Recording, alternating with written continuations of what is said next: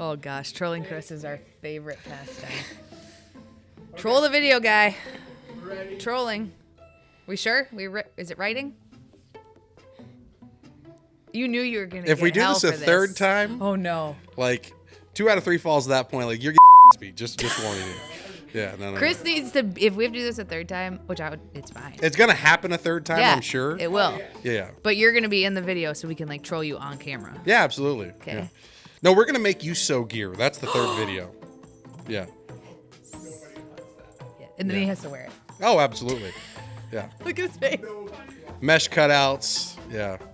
Yeah, we all get that to jazz. design it. This is getting funner and funner. Yeah. Okay. Are we And you're doing- only working with PVC. Yes. Yeah.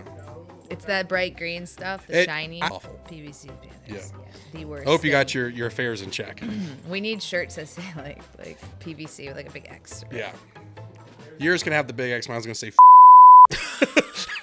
You ruined your hook. I knew Yeah. that was gonna be your hook. Welcome back, champions, to the podcast of champions. We're in a different setting today, but for a really good reason.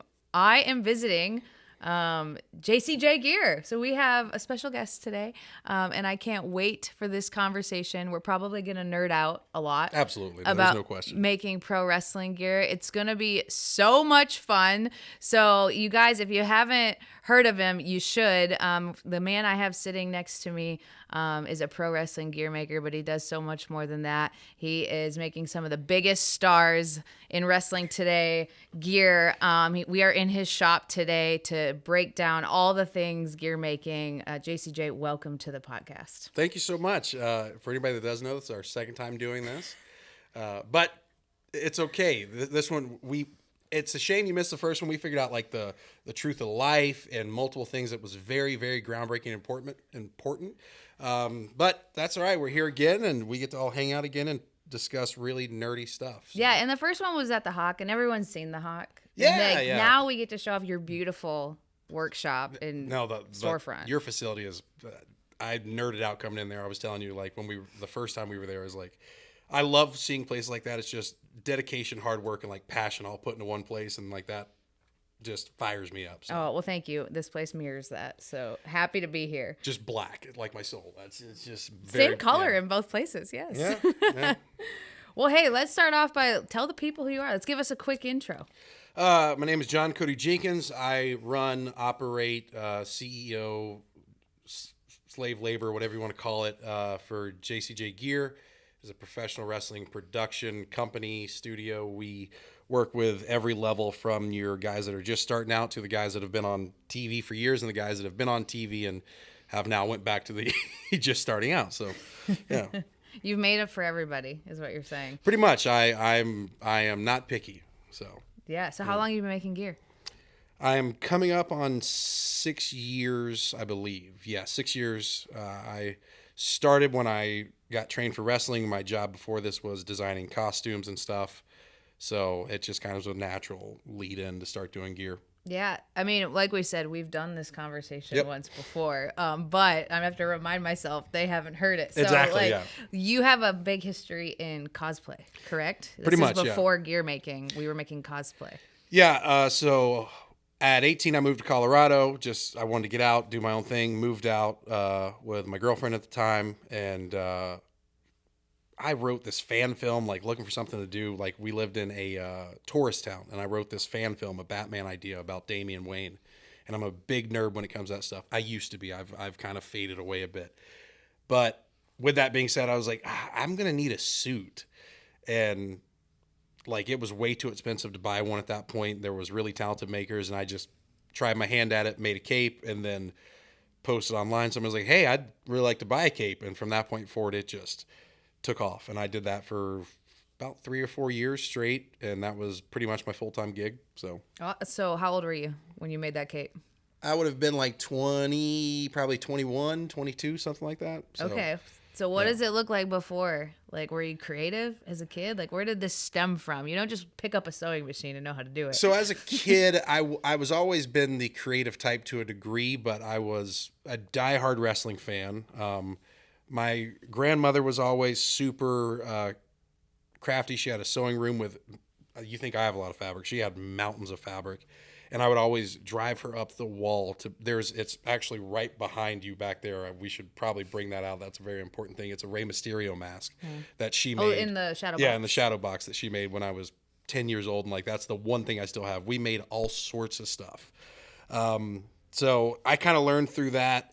And when I say learned, I learned the very bare bones basic. When I started doing the capes, I had no idea what I was doing. Like, made plenty of mistakes, but and then I worked at a hotel for quite a few years. I worked as a manager of a deli, shout out Joe's Deli in Vail, Colorado. And then I did some construction on the side. Like, I did tattooing for a bit. I did a bunch of random stuff. And then once I started getting into that costuming phase, I kind of said, I think I found what I'm going to do the rest of my life. And that changed, a couple years later. So we'll see where we are in a couple years. Yeah. So the creative bug was always there, though. Like tattooing, grandma's inspiration. Yeah, most definitely. My mom's super creative. If you go to her house right now, it's just one corner is laser cutting and like all this stuff. The other corner is got crickets and the other corner is sublimation. And like, she's always been super crafty. My sister, on the other hand, is like this. Like she wants to go outside and build stuff. So we just kind of swapped places on that. I love it. Yeah. So you've always loved pro wrestling. Mm-hmm. Is this like from a little kid? Like, did you watch that with grandma too? She was not a pro wrestling fan. Okay. Neither was mine. Neither was my mom. The holes I put in the wall. I was homeschooled, and they made me like these. I can't believe I'm saying this on the internet. They made me like these life-size dummies that I wrestled with, and they never put me over, like not one time. So I put holes in the wall. I was a very rambunctious child when it came to wrestling, but that's what I love to do. It's what I always had, that vision and passion. That's what I wanted to do, and I was taking bumps in the front yard like an idiot at 4 years old. So yeah. Well, we're trying to offer a safe space for those kids now. Don't do what I did. There are plenty of valuable schools. There's really great schools. There's great places, but don't do what I did. And don't do deathmatch wrestling. Yes. We wouldn't do that at the HOC. Yeah. So, but okay. Well, also, fun fact, you wrestle. Yes. You are a pro. So when did you start pro wrestling? When did you take that from the front yard on the grass to like the rink? So I moved to Colorado originally because at the time, I believe Al Snow had a school up there. I did not understand the concept of how far Vail was to Denver. And also treacherous snow. Drive. Yeah. Yeah, snow was awful. So I ended up not doing it there. When I moved back to Florida, I was 23 or 24, somewhere in there. And I talked to my dad and I was like, I want to do this. It's what I've always wanted to do. If I don't give it a shot, I don't think I'm going to be satisfied in life. And I was like, I'm also a realist to the point where like I'm getting to an age where if I don't start now, I'm not going to start. So I started then and went to the Lethal Academy, J Lethal School. And my other trainer, David Mercury, we worked through that. And I did a solid 6 months of training, debuted after that, and then pretty much working ever since. Like I don't do it as much as some of the other guys do it. Like my time is spent mostly here. I've worked at an awesome place in Georgia now, and that's my home base. Mm-hmm. So that's where my passion lies, is up there. Like that's wrestling down here is one thing. It's not my favorite thing. When I went to Georgia the first time, and like the difference of the audience and the participation was just such a it's such a throwback up there. Like I found, the best way to say it, I found home. Yeah. Like that's my place up there. Tell me more about that, like just the Southern style of wrestling. The first time I went, somebody threatened to slash my tires, which just is my favorite. Like, so you're a heel. My job, like I'm big. This is very going to go off in a weird place, but like I think I was born in the wrong generation when it comes to wrestling. Like the guys that are super athletic to do all the stuff that I make gear for, they're awesome. That's great. That's not my love. My love is I want you to want to slash my tires. I want you to, if I'm your baby face, you believe in me. If I'm your heel, you want me dead. Like, and I don't want to be the cool guy where like, oh, this guy's no, if we're bad, if we're doing, my job is when I'm a heel, I don't sell merch, which I know is very outdated and a lot of people have opinions on that. Just, I want that believability. My job is to go out there and give them something that they can bite into and leave reality for a few minutes or whatever. It's not to go, "Ooh, this is like a video game." Like that's for me personally. Yeah, well, Jamie and I moved from Nashville Yep. before we moved here. So he started training to be a wrestler in Nashville and would wrestle, Memphis, Chattanooga area, go down into Georgia. So I'm very familiar with the difference of crowd that you're referencing. Yeah. And worker. That's the other Yes. thing. Like the difference in, I told him before the camera started rolling, like the real reason I fell in love with that place was like, I've been in a bunch of locker rooms in Florida with guys that swear they're my best friend. And nothing against those people. I was welcomed so much more when I walked into that Georgia locker room and everybody was like, dude, we're so glad you're here. Like, I can't believe I'm getting this behind the scenes, but like so I'm their champion up there right now.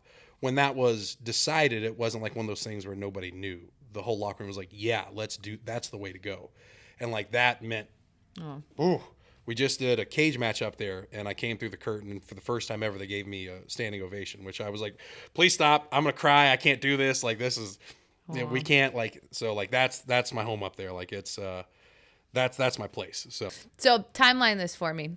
You moved to Colorado. Yep. You made the Cape out there, correct? Yes, All right. yes. You moved back to Florida. Yep. And you decided you're going to chase the pro wrestling dream. Correct. When does it click? I should make pro wrestling gear.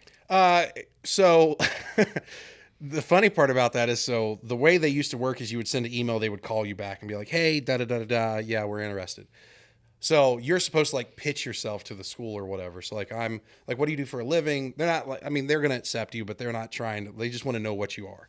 If you have any sports background. And I was like, well, I'm a costume designer. They're like, and literally it went from like, they were interviewing me to, or like they were trying to find this out. They were like, oh, so are you planning on doing gear? Yeah. Da-da. And like the whole thing was like, yeah, we want you to come in this time. Like it just, everything changed real quick. So I knew that was part of my plan. And one of the best things I did was, during that time frame, I had no clue about wrestling gear. I had no clue what I was doing. I would make something, take it to Jay, and he would, for lack of better terms, tear it apart. This is why this sucks, which is the best thing I ever did. Mm-hmm. Same thing with Mercury.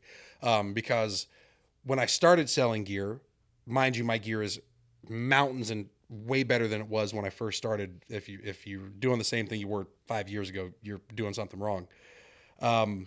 But it was able to be enough where, like, for my classmates and what I was doing, like, it was on that level where it was right on the money and we were able to take off and start pretty well.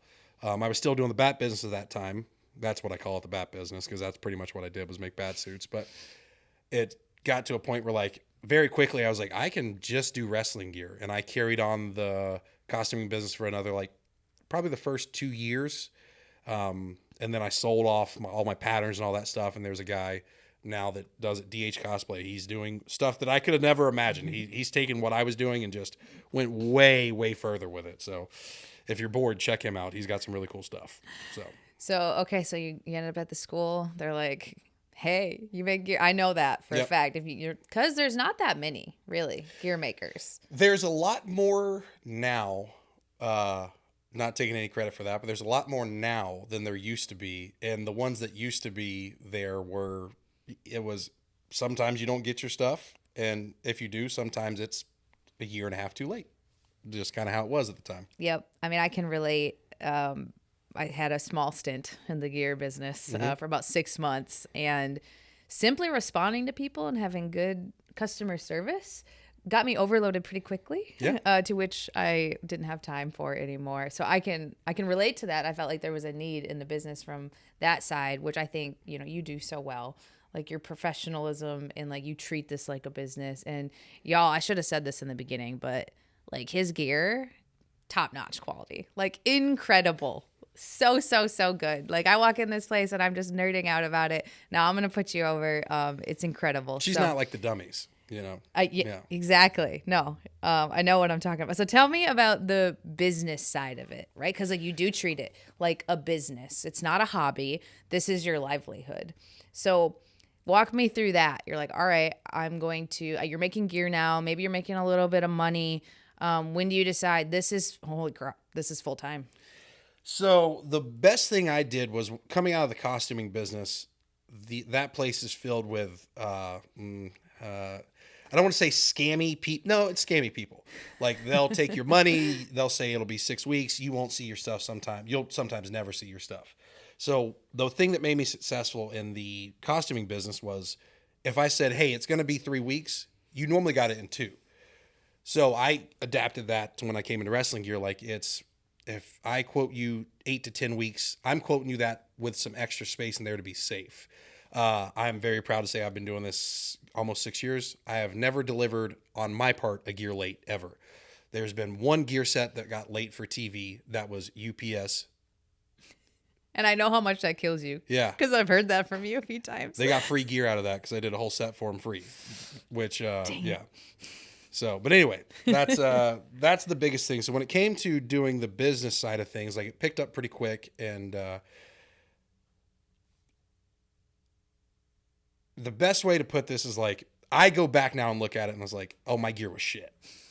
But for what I was charging, what they were doing, I said earlier, my first pair of kick pads, I charged $25. Like my kick pads now were well over that actually. And so once I started producing that and I started getting better and better and better, the more I did it, I got to a point where it was so much wrestling gear on my docket. Like a bat suit took 2.5 months to make. And I was like, I can't be dedicating 2.5 months to this when I've got 30 pairs of trunks I got to do next week.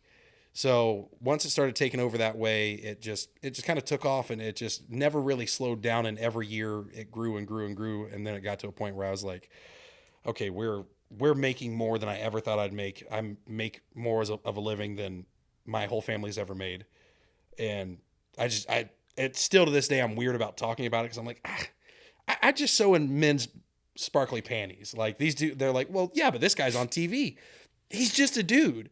Like, you know, I've met Sean, LA, whichever you want to call him, a couple times, and he's a super nice dude. I've been to his house and like, yeah, I get he's a TV star, but like, he's just a dude to me. We talk like I have a very grounded base when it comes to that. I realize I've went well off into the right direction, but we'll get back on track. I like the direction. I think your humble attitude and your outlook on it is a testament to your success and why you've done so well. And I admire that in you and I'm so happy. Like I see the growth happening. Like we've known through Instagram, Absolutely, each other now for probably like 1.5 years, I would say. I think I reached out for the first time, and like watching your growth and like your business grow, it just makes me so happy. It's crazy to go, like I was talking about, we grew like clockwork every year, but like where I was 1.5 years ago to where I was a year before that. And like when it really, like I was doing, like I never like to say I wasn't doing well. I was making my living and I was making good money for me. I was paying my rent. Like I was happy. The 2022, I believe, it just took off. Like the first 3 months of the year, I made the same thing I made the year previous. And I was like, what's happening? And then like that happened for the rest of the year. And then the next year I doubled all of that. And then I think we're on this year now. And it was just like, and every year it's done more and more. And I finally had to be like, okay, I'm going to, because I got a little burnout. Like I was producing, I think year before last, I did 347 sets. And that's orders. Some of those. That's you alone. Yeah. And some of those, that's like, I had guys that order 5 sets at a time. So when I say 347 sets, that's 347 orders. That's not including if somebody ordered 2 or 3 sets at a time. And it just, I now am lucky enough to go, if I'm not interested in doing your order, there's enough good makers out there that I can recommend you to or send you that way. Like I'm only going to do stuff that I'm excited about now. I still produce a lot of gear out of here. I think I'm on docket to do 22 this coming week. But with that being said, every single one of them, I'm like, oh, I'm excited to do this, or I get to do this. And like, it's not like, oh, I'm doing a pair of trunks with a name on the butt, and or I'm doing long tights with 18 layers on them. Like it's only stuff that I'm interested in doing. That's awesome. That's the best place to be in. And like, I'm so happy for you. And so early 2022, you said that was like when it just skyrocketed. Yeah. What do you think happened? I can actually give a shout out. One big thing that changed everything for me, that it's the dumbest piece of advice I got. Please don't take offense to this, but there's another wrestling company called Pro Wrestling where they work with AEW now. And Landon, he's a very nice dude and would reach out from time to time. And that's something that that's something I really appreciate about this business is it has been so welcoming, which you didn't have to be. I was competition. I was this. And he was like, hey man, you do great work. Get Photoshop. Just put a background on your photos. I did that. I did the first like 4 photos of that. And I think I got like 50 messages the same day where just little things like that change your presentation. And that's where I started switching over to be more social media focused. And I do the best I can by myself. I'm slowly growing, and hopefully some people standing behind the camera is going to help out soon enough. But anyway, we're growing, and that switched it big time. Doing TikTok is such a easy thing to do. YouTube where if it's still here next week. Yeah, well, I'm sure something will pop up. Who knows the name? But social media was a big thing, and the biggest thing I think is consistency. Showing up, and that's with any business. But what I tell people is I show up every time. If I tell you this is going to be the time you get it, this is going to be the date you get it, whether that affects me this way or this way. I've had family members pass, and I make sure I handle those things, but I'm not going to be late with your gear. I've had massive things happen, but at the end of the day, my job is to make sure you trusted me to get you your gear in that time. That is a big responsibility and a big honor. And just because, say, you're some random dude on the indies and then, I don't know, some big TV name order doesn't mean, I'm going to throw you to the side. I treat everybody the same. I understand I'm more lenient with TV when it comes to rush orders because we talked about earlier, somebody hit me up last night. They were told right then, they text me right then. I love you, indie fellas, but a lot of you guys are like, maybe I'll get gear for next week. Who knows? We're a little less lenient when it comes to that stuff, but no matter what, if I quote you a date, if I do this, it's going to be there early or by that time. And 90% of the time it's going to be early. And that's been probably the biggest thing by far, the social media and showing up. I mean, I can attest that what you just said is 100% true because you've made gear for a few of our students at the HOC some fun stuff. Who are not on TV yet. And the gear is just as good as what you would have made for LA. And it was on time, and they enjoyed every second of working with you. So I can attest to that. And you've got some great kids. I've dealt not to throw shade on anybody. I've dealt with a lot of indie guys, and I've dealt with a lot of TV guys. There are a lot of stinkers out there when it comes to clients. Thus far, everybody I've worked with on your side has been fantastic. So whatever you guys are doing you're doing great. Oh, well, thank you. We preach the same thing you just said. Consistency, discipline, treat people right, you know? And if you don't align to that, they probably don't belong at our school.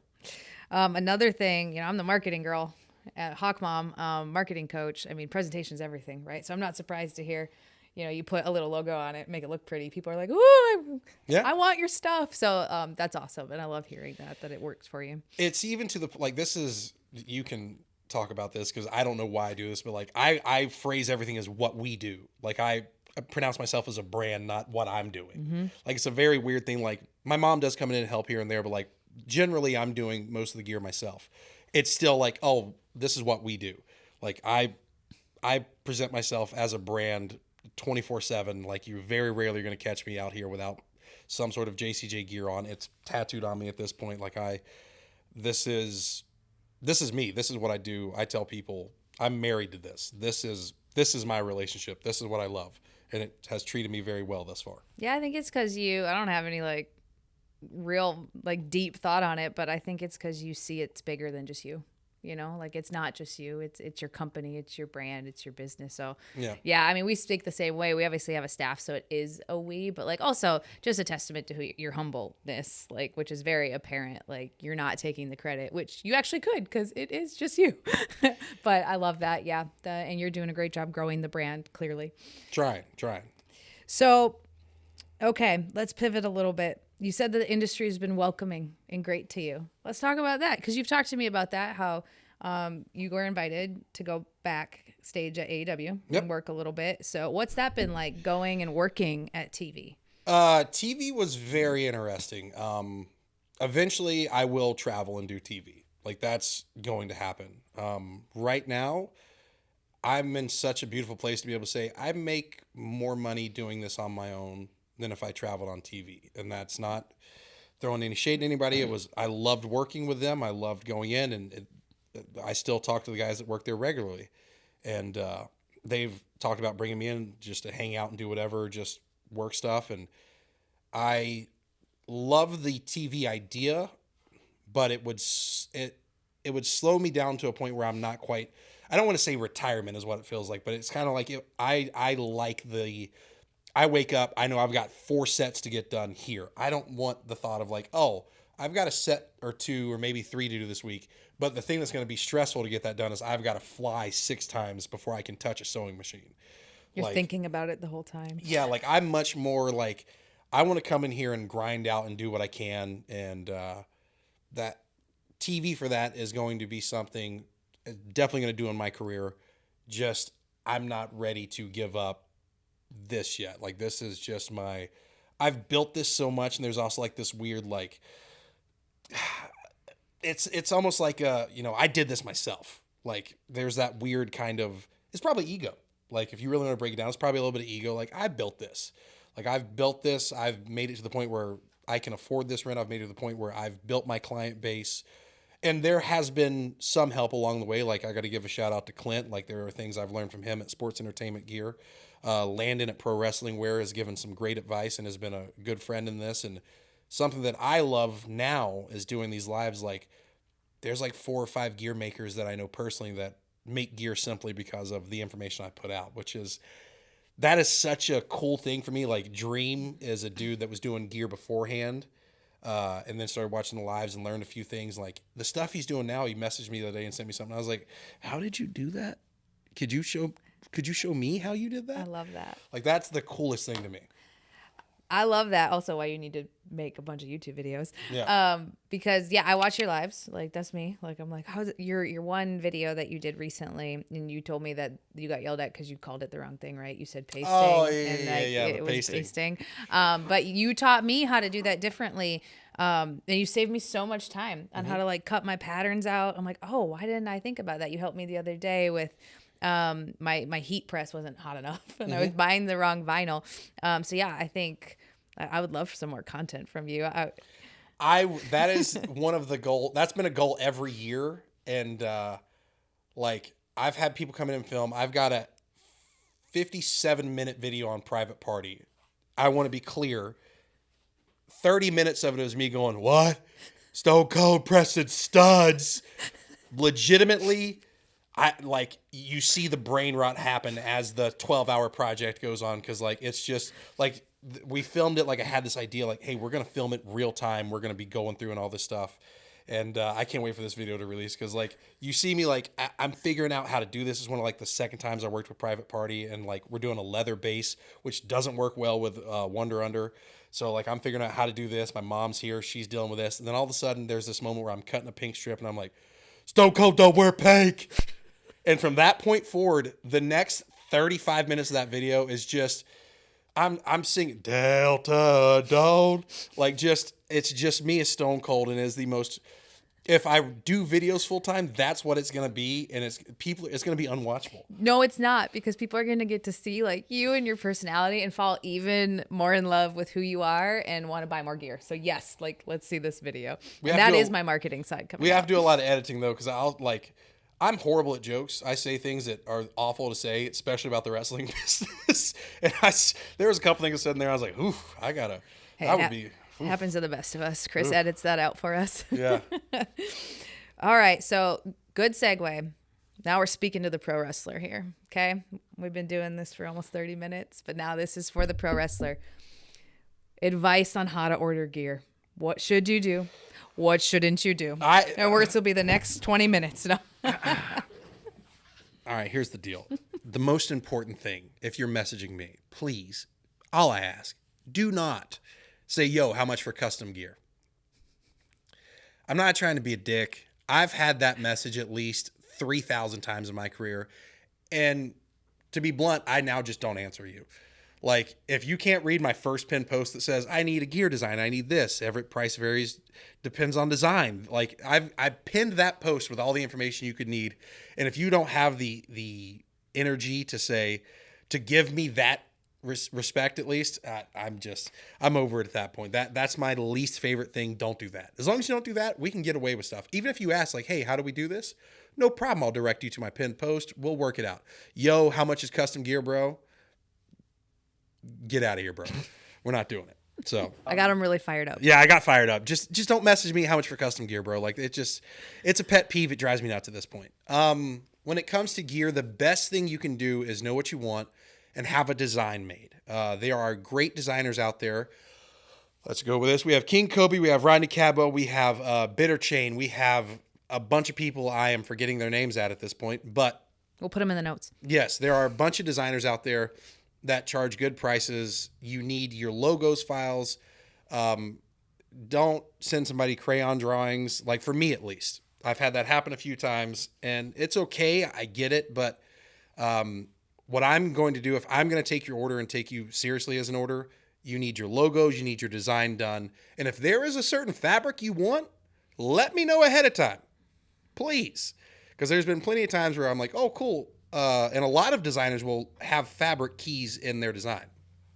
That's essentially it. Don't ask me for a price list. There is none. Like, I know some people work that way, but I work based off of designs, logos, fabrics, all that changes price. And fabric change prices all the time. Fabric's getting ridiculous.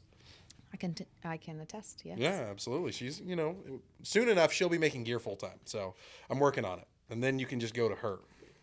Yeah. No, I'm gonna run the school. No. Let's talk about logos. How should they deliver the logo to you? PNG transparent background, please. And I sound very aggressive in this. A PNG transparent background is the best. I work with a lot of people that send me PNGs with non-transparent backgrounds, which makes no sense to me. Like that's the point of a PNG. That's the whole point of a PNG. Yeah. But that's going to be your best. Also, be realistic with your design and realize that a big thing with designers is they like to go crazy detailed and do things that sometimes aren't possible in fabric to translate. My job is to figure out the best way to get it close to that. And sometimes you have to realize like and I try to let those people know. Some people just take the order, you get it, and they're like, oh, this is missing this. And then they explain it later. I try to explain ahead of time, but there are some things that just like, there are plenty of options these days, but your best set of gear is going to be all fabric or a little piece of vinyl. Like DTF works. I try to avoid that. Sublimation works, but it does fade over time. I'm going to stop Oh, you. DTF is, I had a sheet. Oh, it's over there. Direct to film. Essentially what that is it's how a lot of shirts are made these days. They will print a logo and it basically becomes like a thick, heavy piece of vinyl, but it's printed. Then you're able to press it straight on. It works, but it is one of those things that it's not a very stretchy substance. It's great for jackets and all that type of stuff, but when it comes to like tights, a pair of trunks, I work with it. Like I said, it will work, but I'm much more like I love a good one clean layer of vinyl, one clean layer of fabric, press it so it looks the best. Let me translate that in a different way, because I've been asked this many times by the students. Perfect. And I'm telling them exactly what you say because we help make the logos. Yep. I help them with the logos. And I always encourage them to keep it clean vector style. Yeah. Because of gear. Yep. Now, I'm a marketer. I love fancy 3D logos with all the shadows and like the dimensions. Like those are beautiful. Mm-hmm. But they're incredibly hard, to your point, to put on gear, right? And on top of that, one thing I always like to tell people is like, you look at this logo on your phone, it looks good. You're able to see it in crystal clear lighting. Great. Now let's translate that to a logo about this big that's going to go on your leg where you're constantly moving. Like you're going to see it, but like I want my gear where if somebody is in the very back room can see clear as day what's going on. Like that's kind of my goal with gear is I love clean, crisp gear. I also love super dirty, weathered gear. As I'm standing here, I don't know if you can see it, but there's a jacket behind me that's weathered to shit. Excuse my language, but beautifully weathered, yes. Like there's a fine line. There's like super dirty and matted, which is great. Then there's like super clean, and when you get complicated in between, it gets muddy essentially. Yeah. So thank you for running through that on how to for wrestlers. What is the biggest no-no that you see in the order or in the design? Ooh, that's a tough one. A big one for me that I've grown to not like is like what's beautiful about gear makers now is everybody has their very distinct style. So like, if you send me, here's a big one. This is a good one. If you send me an image of somebody else's gear and I want something like this, no. Like, I'm not. Now, if it's a classic wrestler and you want something inspired, I'm not doing any more Bret Hart flames. I'm sorry. It's done. It's over with. Flames. Don't get me started on flames. I'll do flames, just not Bret Hart flames. I've done it's played out. I'm done. I send that immediately. Let's go back to a question. What's the biggest no-no? Don't send me Bret Hart inspired gear. I'm going to immediately send you to somebody else. But no, that's a big one. I've had people send me people love Soy Takada's gear. I think he's the best gear maker in the world, and he's got a very distinct style. And they'll send me a picture of his stuff. Like, I want something like this. Well, you should probably reach out to the guy that specializes in that. Like, I do stuff, and I there's certain things I do with that, but I try to not, if you're sending me a photo of somebody else's gear made by a certain maker, I'm going to try to get you to go to that maker. Mm-hmm. And I think that's kind of the biggest no-nos, essentially. Like, avoid shadows, avoid three color bases is another big one. Like, try to stick to 3-4 colors max. You start getting 6 or 7 colors in there, it's gonna look janky, and it looks funky. And unless that's your gimmick, then that.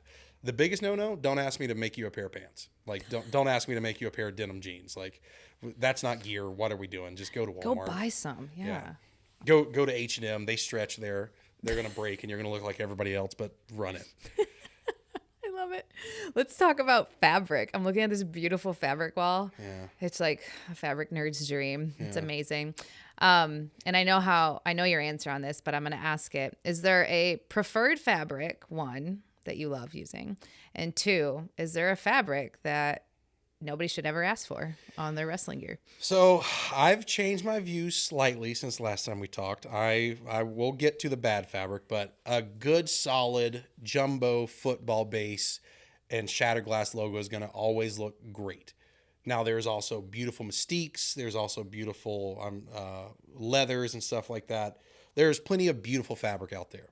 The one fabric that seems to stick around through every era for some reason is like wet look vinyl PVC, which I still despise that fabric. Can we please put a picture up right now? Hold on. I can grab a piece. It's right here. Yes, or grab it. Please grab it. So we can give the wrestlers a look at what fabric we're talking about specifically so they don't ask for it.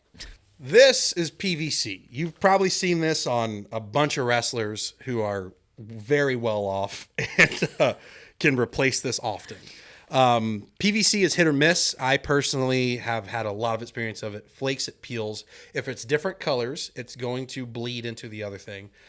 Black is your safest bet. With that being said, I'm going to tell this story now that I don't know if I told last time, but when I worked the Jacksonville tapings, they had awesome dude named Zicky Dyson. He had a brand new set of gear. Jamie just wrestled him. Yeah, yep. Beautiful set of gear. Long tights, and it was this, but it's the matte version.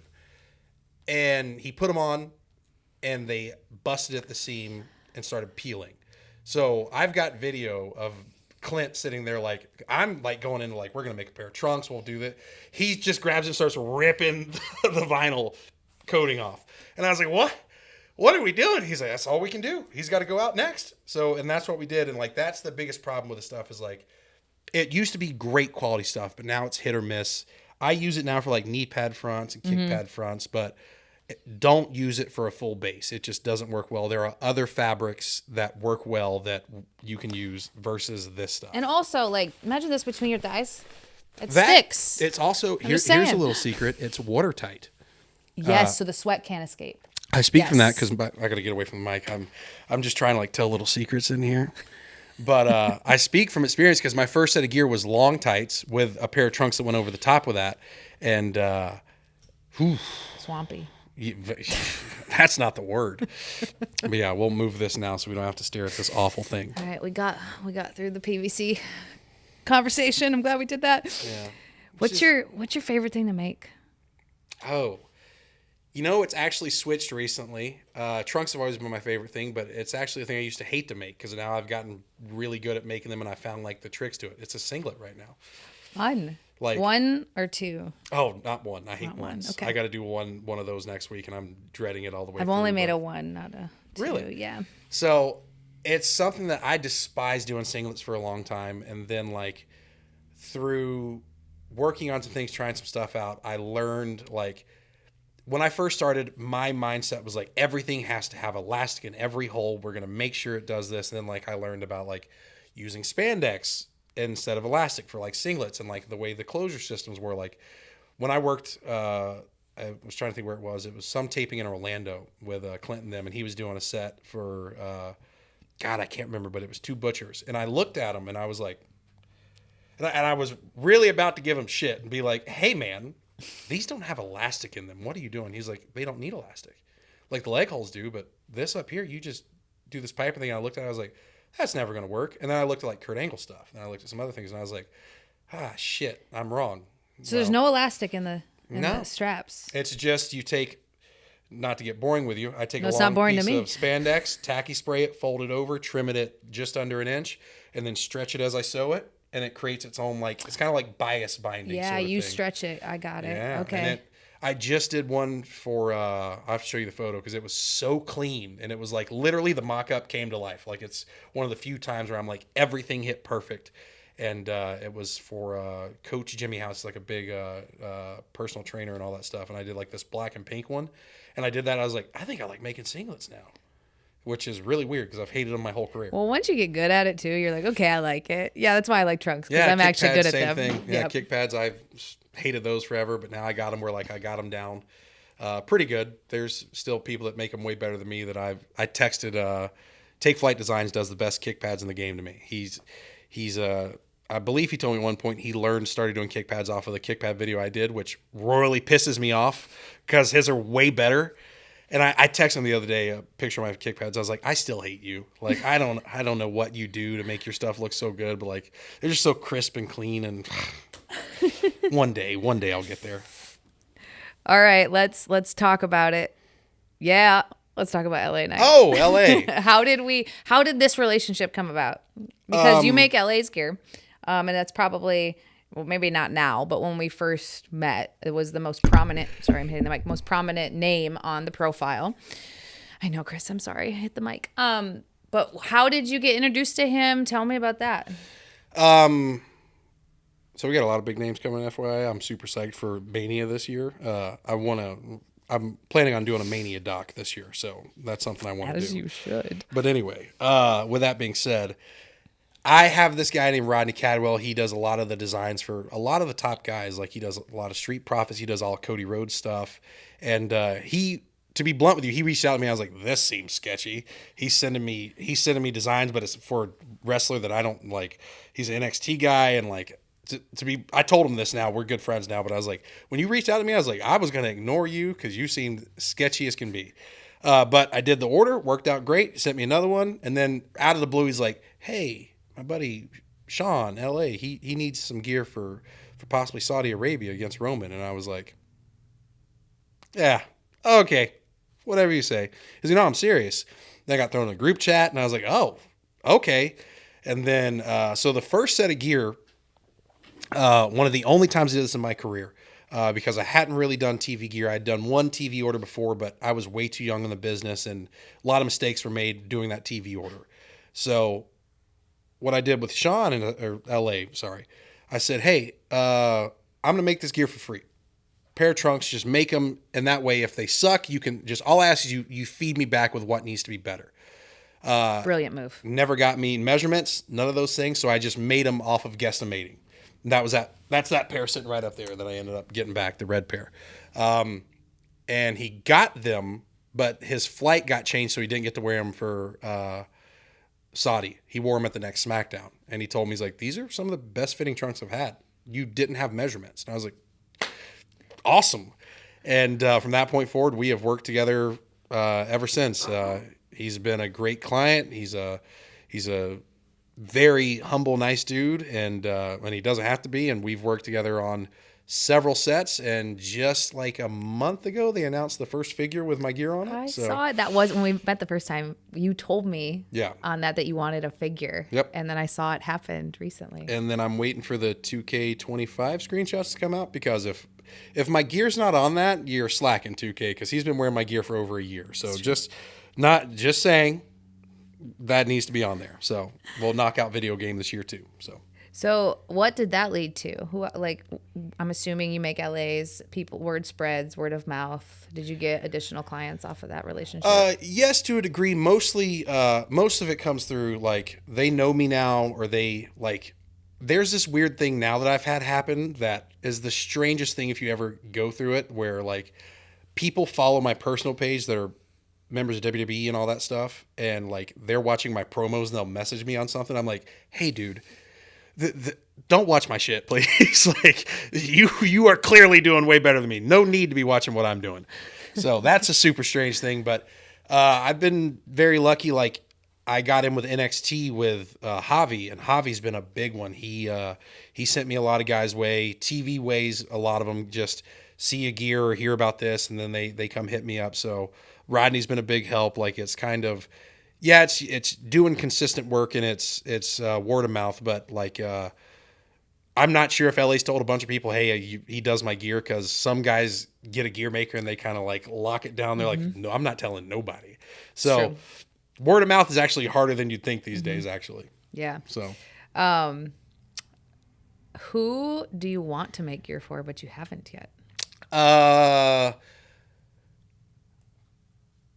Let's make it. We're going to put it out for 2025. Cardona, I would love to do. I love Cardona's work ethic, and I think Cardona does some really awesome stuff. And I just, I love what he's done with his career since he's went on his own. Like I'm a big believer in pick it up, do it, tough it out, let's get shit done. And he's a walking example of that. So Cardona's one. I'm not going to say the other because we were supposed to work together and then it fell through. And like, there's steadily been like, oh, maybe it's going to happen. Maybe it's not. I will say there was a moment when I think I was possibly going to make Punk's. Like, I don't know if Punk knew about that, but he got a design done by one of my designers and they sent it to me and like, hey, we're going to recommend you or whatever. And he ended up going somewhere else, but I'd love to do Punk at some point. I think that'd be fun. Just for the fact I could get this question over with, because every time somebody finds out I make gear and they don't know like who I am, they're like, do you make gear for The Rock? Maybe him, just so I could just say, yeah, man. Yeah, I do actually. Like that would be great. Terry does a great job on his stuff, but just to get the question out of the way, but those would be a cool one.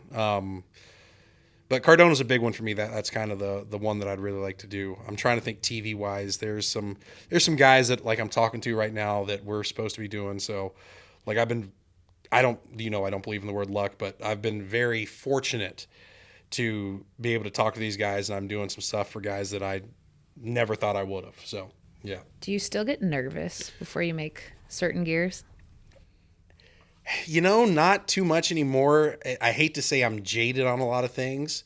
There are things I get like excited about, like, and normally it ends very quickly. The figure was one. I was at the DTF place getting some DTF things done, and Pro Wrestling Wear told me. I had no clue. He texted me. He's like, are you watching Ringside? I was like, no, I'm working.